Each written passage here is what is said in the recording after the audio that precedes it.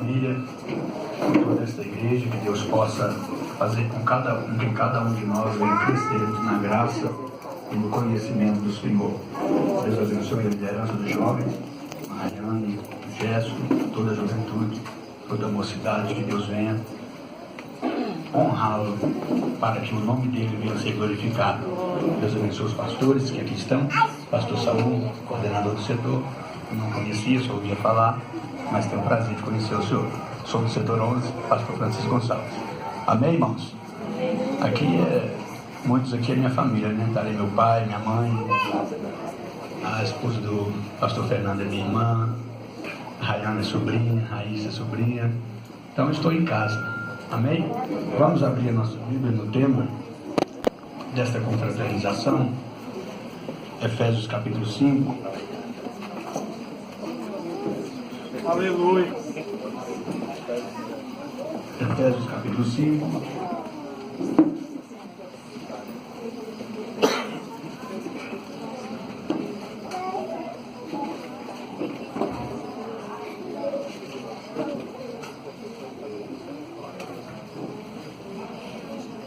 Do versículo 11 ao versículo 14. Todos encontraram? Amém. Melhor começar no 10. Aprovando o que é agradável ao Senhor, e não comuniqueis com as obras infrutuosas das trevas, mas antes condenai-as, porque o que eles fazem em oculto, até dizê-lo é torto. Mas todas essas coisas se manifestam, sendo condenada pela luz, porque a luz tudo manifesta. Pelo que diz: desperta, ó tu que dormes, e levanta-te dentre os mortos, e Cristo te esclarecerá. Podeis assentar? Aleluia.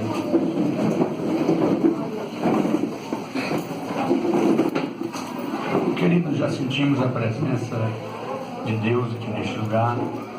Eu creio que todos nós já sentimos a presença de Deus através dos louvores, saudação que foram dados aqui. Mas eu creio que Deus ainda tem muito mais para nós aqui neste lugar. Quantos acreditam que Deus ainda tem algo para nós? Eu gostaria de chamar a atenção de toda a igreja. Eu sei que está um pouco quente, o espaço é pequeno, mas eu queria chamar a atenção para todos ter bastante reverência, principalmente no momento da palavra. Não vou demorar muito tempo, serei breve, mas prometo que entregarei tudo que o Senhor colocou no meu coração para dizer à igreja nesta noite. Amados, nós conhecemos este texto, conhecemos a carta de Paulo aos Efésios, aos irmãos de Éfeso, e conhecemos também a igreja, a história da igreja de Éfeso. Eu não queria e não quero falar sobre a história da igreja, sobre Paulo. Eu quero falar simplesmente sobre a vida de um cristão no meio dos que não são cristãos. A vida de um servo de Deus no meio dos que não são servos de Deus. A vida dos jovens como tem que ser no meio do povo que não serve a Deus. Até porque é isso que o texto está nos dizendo. Eu gostaria também de dizer aos irmãos que nós estamos vivendo dias difíceis nessa terra, aonde nós estamos priorizando muito mais as amizades que não são amizade de pessoas santas na presença de Deus, do que amizade com pessoas sinceras. Essa é a grande verdade. Porque quem sempre prega a verdade, irmãos, quem sempre quer andar na verdade, ele sempre vai conquistar inimigos gratuitos. Paulo conquistou vários inimigos. Pedro conquistou inimigos por causa da verdade, por causa da palavra. Mas todos aqueles que têm compromisso com Deus, eles não agradam a homens, eles agradam ao Senhor. O apóstolo Paulo, ele disse em Gálatas, capítulo 1 e o versículo 10, Ele disse: persuado eu a homens ou a Deus? Agradaria eu a homens? Se fosse para me agradar a homens, não seria servo de Cristo. Eu creio que nós estamos nesta noite aqui, e muitos, para estar aqui nesta noite, desagradou alguém. Talvez desagradou o pai, talvez desagradou a mãe, talvez desagradou até mesmo seu esposo, mas para agradar a Cristo, está aqui hoje para louvar e bendizer o nome santo do Senhor. Antes de entrar no texto, eu quero deixar bem claro para os irmãos que nenhum de nós também somos obrigados a estar aqui. Nenhum de nós viemos aqui porque fomos forçados. Alguém veio aqui forçado? Ninguém veio forçado. Estamos aqui porque amamos ao Senhor. Estamos aqui porque preferimos ser servo do Senhor. A Bíblia diz no livro do Êxodo, no capítulo 21, quando vai falar a lei acerca dos escravos, o escravo que tinha dívida com algum senhor, ele tinha que trabalhar 7 anos, mas na verdade ele prestava serviço 6 anos, e no 7º ano ele era liberto. Mas no Êxodo 21 diz que se o escravo gostasse de ficar sendo escravo daquele senhor, antes dele ir embora ele dizia: não, eu prefiro ficar aqui, eu gostei de estar aqui. Aquele moço era levado perante os juízes na cidade e era colocado a sua orelha no umbral da porta, era furado com um bico de sovela. Ele andava na cidade com a sua orelha furada, e todos olhavam para ele com a orelha furada e diziam: ele é livre, mas preferiu ser escravo. O que eu quero dizer?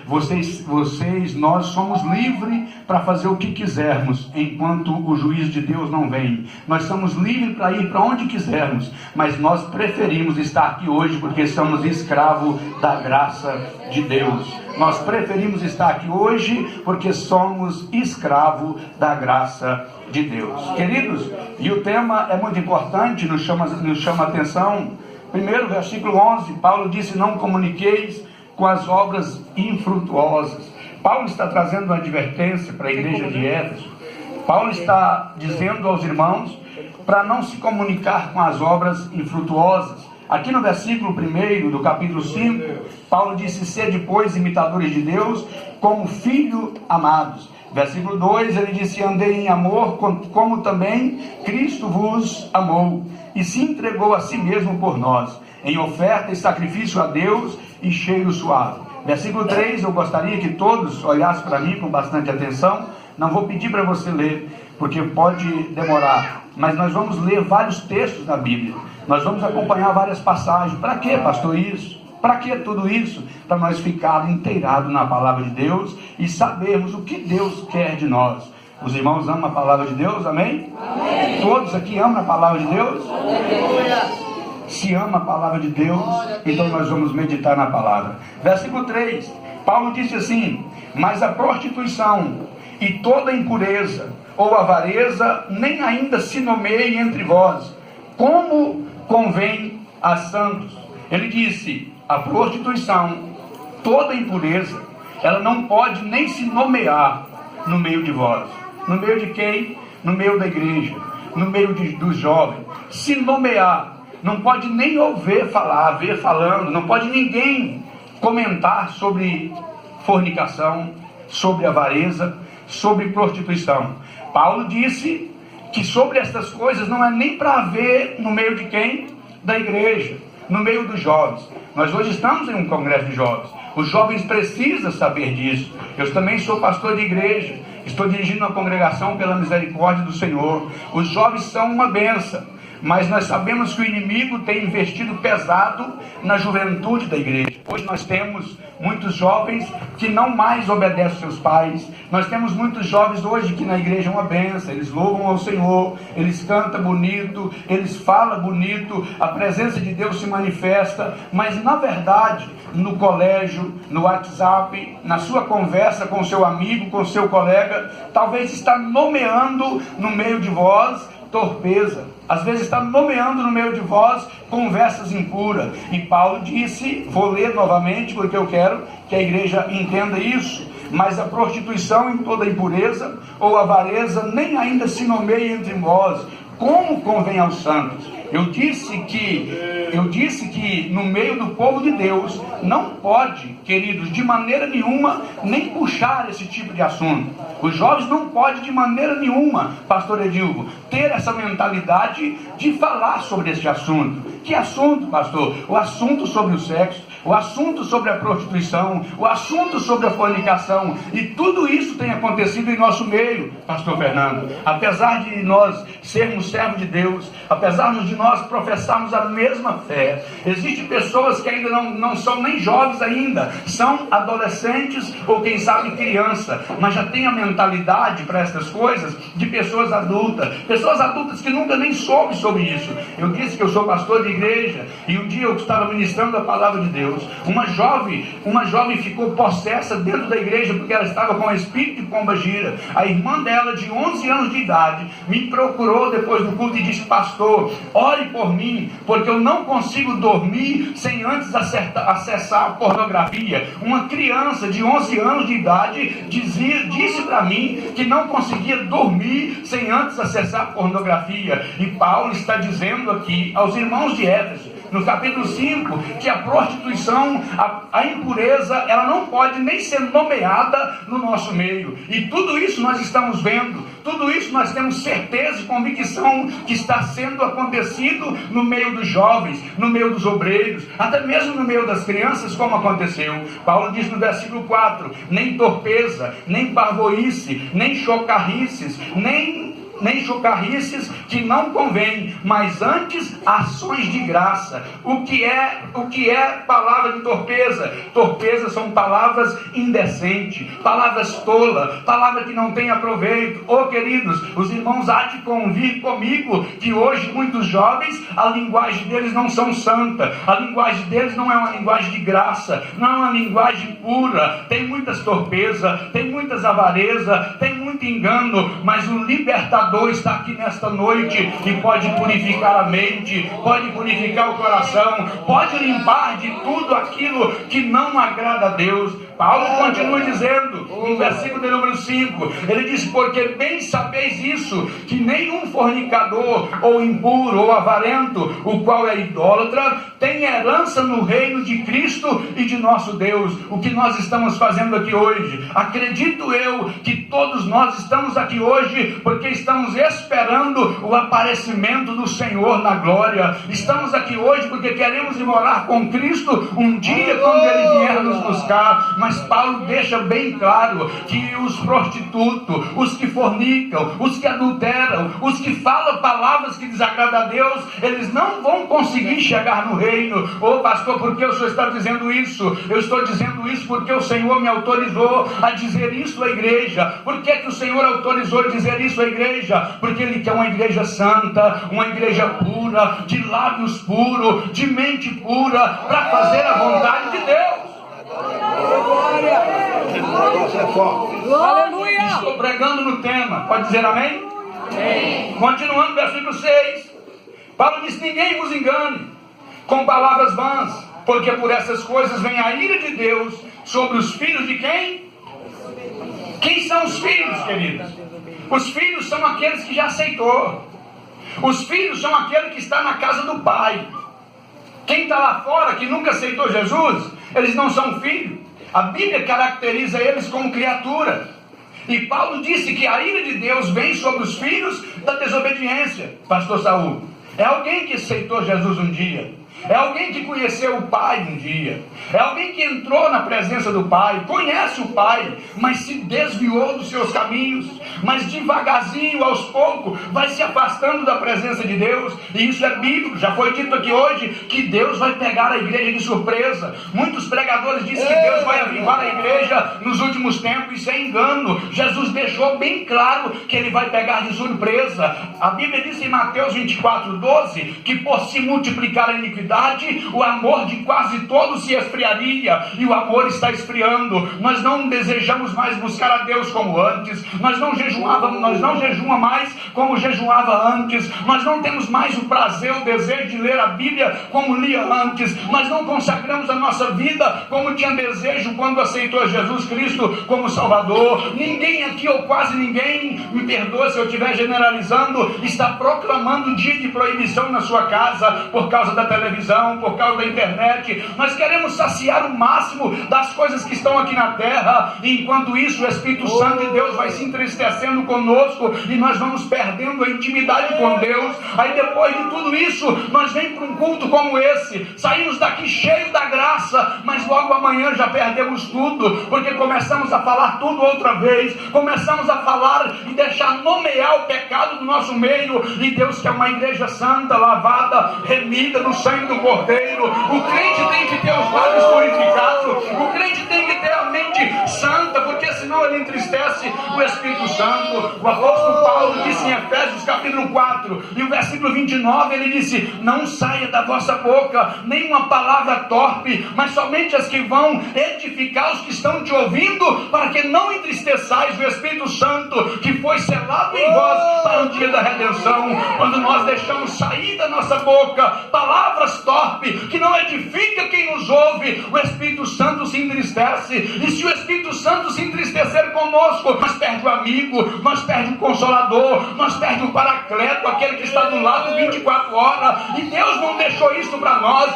Ele disse: eu vou enviar o Espírito Santo, e quando ele vier, ele convencerá o homem do pecado, da justiça e do juízo. Nós temos que ter dentro de nós o Espírito Santo. Por quê, pastor? Porque todo dia ele nos convence: isso é pecado, não faça isso, não faça isso, não faça isso. E o Espírito Santo de Deus, ele quer ter liberdade em sua vida hoje. Glória a Deus! Aí Paulo continua dizendo, versículo 7: portanto não sejais seus companheiros. Estou pregando o tema, já não chega. No que Paulo diz, desperta. Não sejais seus companheiros. Oh, queridos, eu disse e repito, nós preferimos ser companheiro de adúlteros, nós preferimos ser companheiro de fornicador, fazemos até amizade, até escondemos o pecado do outro, e vai ser condenado também. Porque Paulo disse em Romanos capítulo 1, versículo 32, que não só os que praticam, mas todos aqueles que consentem receberão a mesma condenação. Deixa eu lhe dizer, por isso que Paulo diz: desperta, tu que dorme, levanta-te entre os mortos e Cristo vai te esclarecer, porque Deus te chamou para denunciar pecado. Deus te chamou para denunciar pecado. Deus precisa de jovens como Miqueias. Quando ele disse no capítulo 3, versículo 8, ele disse: quanto a mim, estou cheio do poder de Deus para denunciar o pecado de Jacó e a transgressão de Judá. Deus quer jovens cheios do seu Espírito, cheio da presença, para não concordar com esse mundo, mas para denunciar. Perca um amigo, queridos, mas não perca a presença de Deus. Perca os amigos, mas não perca a presença de Deus. Mas nós preferimos perder a presença de Deus e não queremos contrariar o amigo. Deixa eu lhe dizer antes que eu me esqueça, porque o Espírito Santo de Deus está me lembrando. A Bíblia diz na segunda carta de Paulo aos Coríntios, capítulo 5, do 9 ao 11, Paulo disse assim, porque ele começa no capítulo 5 dizendo assim: eu tenho ouvido falar que no meio de vós tem fornicadores, tem homens adultos. Aí ele disse: não tem ninguém aí para botar esse camarada para fora, não tem ninguém aí para expulsar esse camarada. Aí Paulo disse: olha, eu quero dizer a vocês que esse tipo de gente, nós não podemos ter amizade com eles. Paulo ainda disse: não é nem para vocês comer com eles.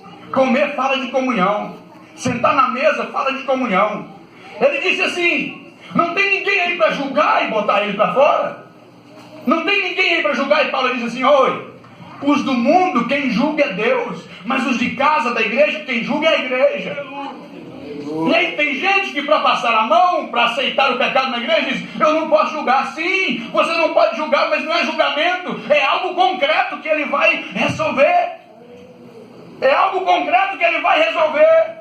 Eu me lembro um dia que eu fui pregar num congresso de senhoras, E quando eu coloquei os irmãos para ficar de pé que eu ia orar, Deus me disse assim: diga para o pastor que tem gente em pecado e ele sabe e nunca resolveu, e que hoje eu tiro a máscara.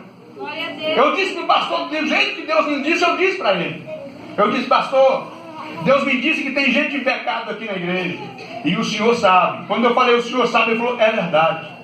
Eu disse para ele assim: o senhor nunca quis tomar providência, e hoje Deus tira a máscara. Quando eu disse assim, a irmã caiu no chão. A irmã Esther estava junto, não sei se ela lembra.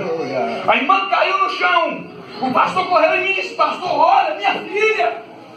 E na oração final dele, ele disse assim: Deus, eu sei que o senhor tinha me avisado sobre o pecado, mas eu estava esperando o tempo do Senhor. Oh, queridos, Deus não dá tempo para o pecado. Deus pode até dar tempo para o homem se arrepender, mas o pecado, Deus não dá tempo para o pecado.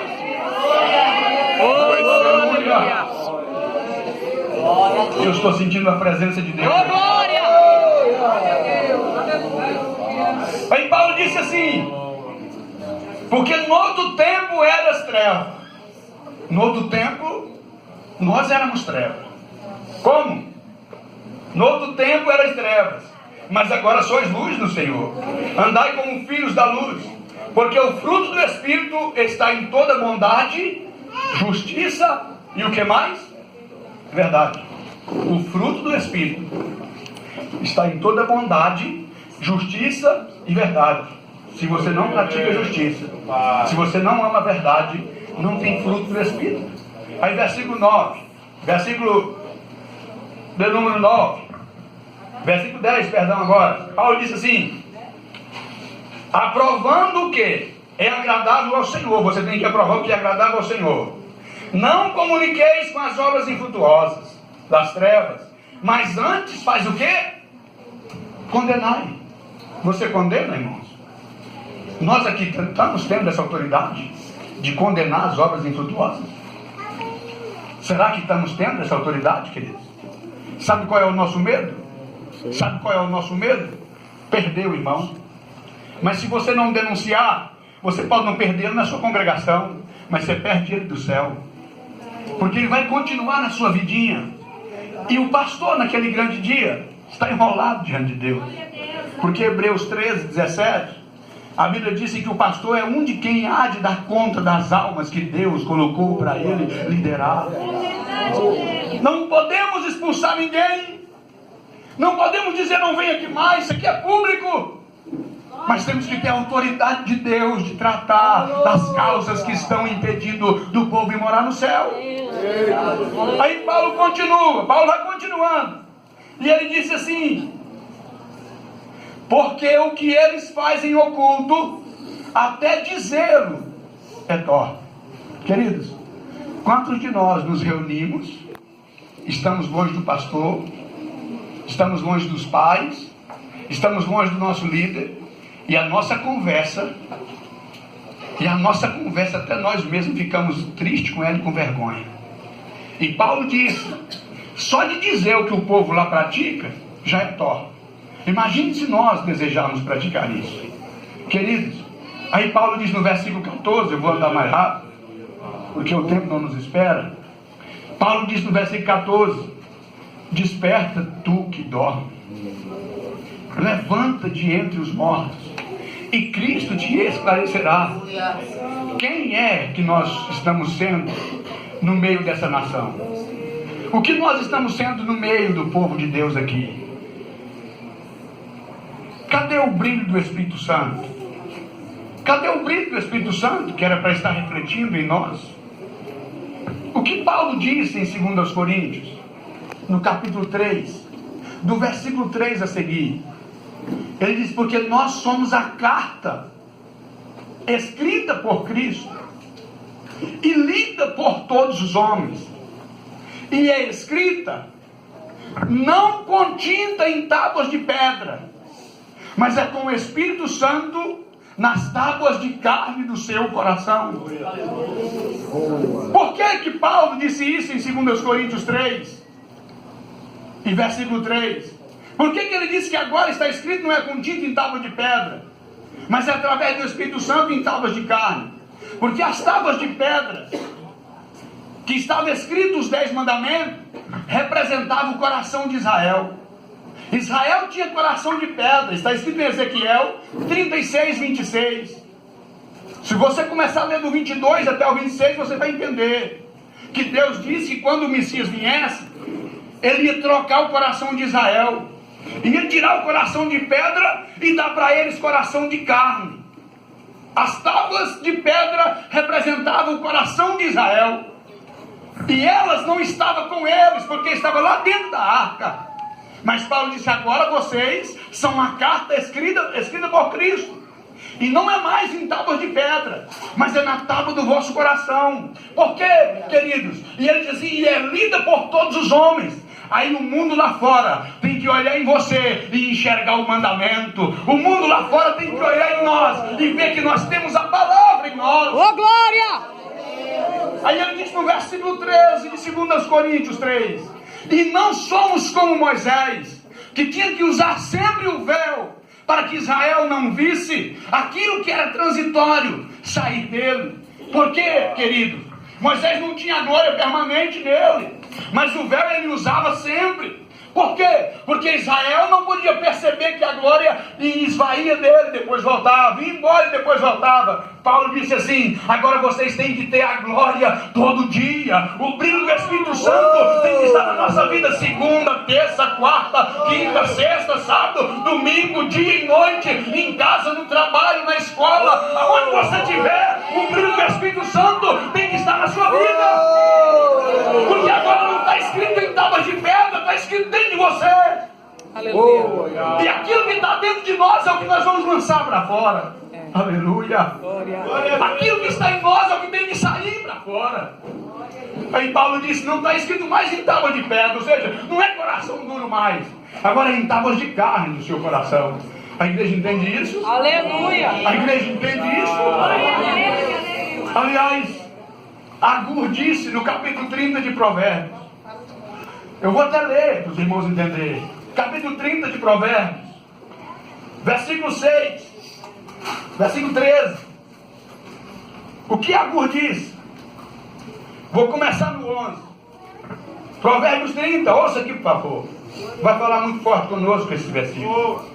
Agur disse assim: há uma geração que amaldiçoa seu pai e que não bendiz a sua mãe. Isso nós estamos cheios, queridos. Isso nós estamos cheios de filhos que amaldiçoa o pai e que nunca fala bem da mãe. Jesus está falando com você. Jesus está falando conosco aqui. Versículo 12, ele disse assim: há uma geração que é pura aos seus olhos, mas que nunca se lavou da sua imundícia. O que é geração pura aos seus olhos? No seu pensamento você está certo, seu pai e sua mãe está errado. No seu pensamento você está certo, aos seus olhos você está certinha, e seu pai e sua mãe está errado. Por quê? São uma geração que é pura aos seus olhos, ao seu ver, mas nunca se lavou da imundícia, nunca se lavou da arrogância, nunca se purificou do pecado, nunca se libertou das palavras tortas da vossa boca. E Jesus está falando conosco aqui, irmão. Aleluia. Isso é a grande realidade. Aleluia. Isso é a grande realidade em nosso meio. Quantos filhos aqui amaldiçoam a mãe? Quantos filhos aqui não respeitam o pai? Estamos pregando para jovem, e a palavra precisa ser pregada. Eu não quero ir embora culpado do sangue de ninguém. Eu quero sair daqui sabendo que falei o que Deus mandou falar. E apesar de tudo, eu estou dizendo o que está escrito na Bíblia. Não estou falando nada de mim. Olhe para mim, jovens, por favor. Há uma geração que amaldiçoa a mãe. Há uma geração que fala mal do seu pai. Há uma geração que aos seus olhos é pura, mas nunca se lavou das suas imundícias.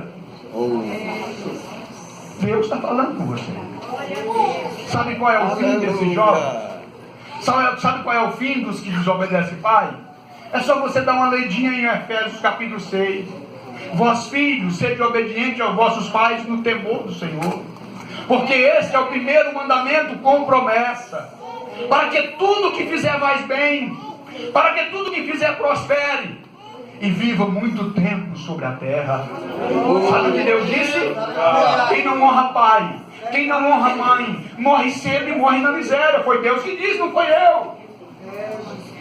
E por mais que o pai não queira que o filho morre, que o filho pode ser o pior vagabundo, o pai não quer que ele morre. Mas o negócio não é com o pai mais. O negócio agora é com o dono da vida. O dono da vida é Deus.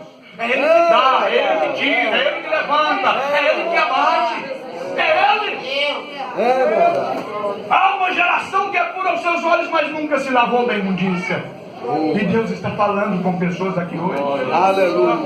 Ô, jovens, todos que estão aqui, a sua maior, a seu ano de vida que dá 22 anos que deixa você com o nariz empinado, para Deus isso não resolve.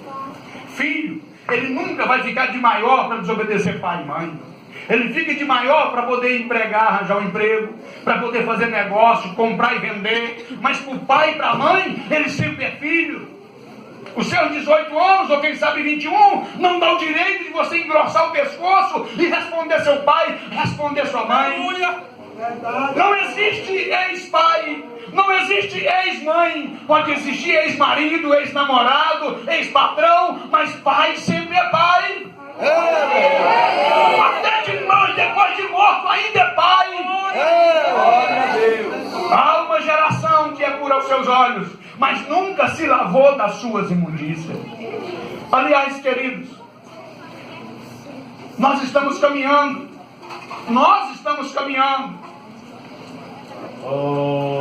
A igreja está caminhando para um colapso.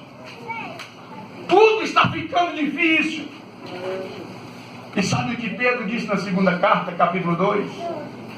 A partir do versículo de número 20. Vamos ler, por favor. Tem coisas que eu prefiro mostrar, queridos, do que citar o versículo, porque nós não acreditamos nisso. A partir do versículo 20, Pedro disse assim: porquanto, se depois de terem escapado das corrupções do mundo, pelo conhecimento do Senhor e Salvador Jesus Cristo, forem outra vez envolvidos nelas e vencidos, tornou